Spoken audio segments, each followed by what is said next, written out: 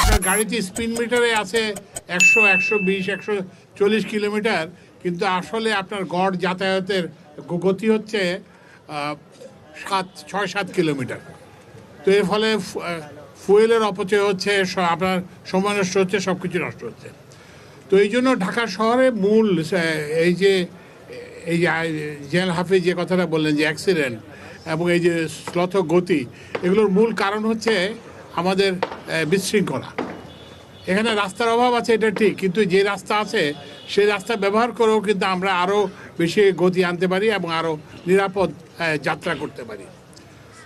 তো এইটা করার জন্যই আজকের যে উদ্যোগ, সেটা হচ্ছে যে আমাদেরকে উপদেষ্টা পরিষদের আদিল ভাইকে আমাদেরকে সবাইকে বলে, আপনি ঢাকা শহর থেকে এই রিক্সা এগুলো উঠায় দেন, এগুলো যন্ত্রণা এগুলো উঠায় দেন।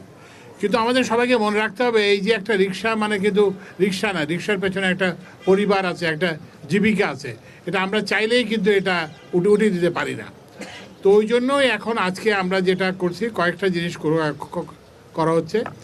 একটা হচ্ছে যে এই যে বাসের যে বিশৃঙ্খলা নিয়ন্ত্রণের জন্য আমার মনে হয় কালকে কিংবা পরশু একটা প্রোগ্রাম হবে, যেখানে আমরা একটা বাস সার্ভিস উদ্বোধন করব, যেখানে শুধুমাত্র নির্দিষ্ট জায়গায় বাস থামবে, যত্র বাস থামবে না।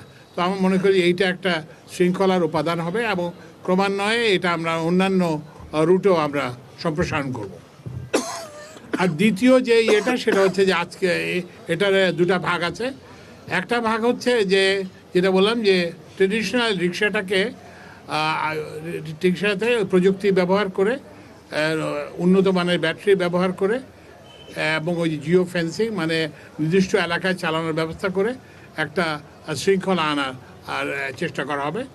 আরেকটা হচ্ছে যে এরপরেই সম্ভবত ঝিকাতলায় না ওই যে নতুন মডেলের রিক্সা বুয়েটের সহায়তায় আমার আরেকটা মন্ত্রণালয় আছে, বিদ্যুৎ জ্বালানি।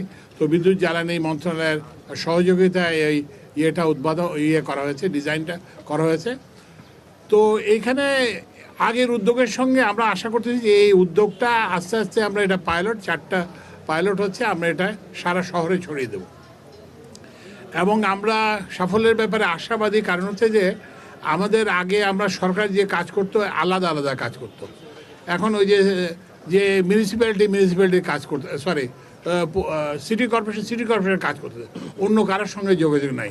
আজকে আপনি এই যে মঞ্চে যারা উপবিষ্ট আছে দেখছেন যে আমাদের স্থানীয় সরকার উপদেষ্টা আছেন, তারপরে হচ্ছে যে আমাদের প্রধানমন্ত্রীর বিশেষ উপদেষ্টা আছেন, তারপরে হচ্ছে যে আইসিটি উপদেষ্টা আছেন, তারপরে হচ্ছে যে আমাদের এই যে শেখ মঈনুদ্দিন, উনি বিশ্বের একজন নামকরা ট্রান্সপোর্ট বিশেষজ্ঞ, সবাই আছি। তো আমরা এখানে যেটা করতে চেষ্টা করেছি যে সবাই একসঙ্গে কাজ করা, যাতে আলাদা আলাদাভাবে কাজ না করা, যে উনি কী করেন ডান হাত কী করেন বাম হাত জানে না, বাম হাত কী করে ডান হাত জানে, এটা যাতে না হয়। আরেকটা যেটা হচ্ছে যে ওই যে আমাদের যে চীনা বন্ধু যিনি যেটা বললেন যে আমরা একটা এখন হচ্ছে কি যে আমাদেরকে কিন্তু ওই ট্রেডিশনাল যেটা মানে পুরনো সমাধান চিন্তা করলে সমাধান করা যাবে না। ওই জন্য আমরা নতুন চিন্তা এখানে নিয়ে এসেছি, যাতে বড় লিড অ্যাসিড ব্যাটারির তুলনায় ছোটো লিথিয়াম আয়ন ব্যাটারি ব্যবহার করা যায়। এবং এই ব্যাটারির সুবিধা হচ্ছে যে এই ব্যাটারি দিয়ে আপনি নির্দিষ্ট এলাকার মধ্যে রিক্সাকে সীমিত রাখতে পারবেন। আর একটা গতির এটা একটা বিরাট সমস্যা। আমি আগে জানেন আমি বিশ্ববিদ্যালয়ে পড়াতাম, একদিন আমি বিশ্ববিদ্যালয়ে যাচ্ছি, তো যাওয়ার পথে এরকম একটা ই রিক্সা মানে এই যেটা বলে যে আমাদের ওই যে ব্যাটারি চালিত রিক্সা এসে আমার গাড়ির একদম সোজা দিয়ে টেনে চলে যায়। তো আমি তখন গাড়ি থেকে নামলাম, গাড়ি থেকে নেমে দেখলাম যে একটা বাচ্চা ছেলে চালাচ্ছে এবং তার কোনো প্রশিক্ষণ নাই, কিছুই নাই। সে ব্যাটারি ওই যে একটা ব্রেক কষতে হবে সেটাও সে পারে না। তো এখন আমি ওর দিকে তাকিয়ে দেখলাম, এখন আমি ওই ডেন্টিংটা করাতে আমার 25,000 টাকা লাগছিল, কিন্তু আমি ওর দিকে তাকিয়ে দেখলাম যে 25,000 টাকা কি, ও তো মানে 500 টাকা ওর জন্য একটা বার্ডেন হয়ে যাবে। তো আমরা এই সবার জন্য এই শহরকে নিরাপদ করতে চাই, যাত্রীদের গাড়ি চালকদের জন্য নিরাপদ করতে চাই, যাত্রীদের জন্য নিরাপদ করতে চাই, রিক্সা চালকদের জন্য নিরাপদ করতে চাই।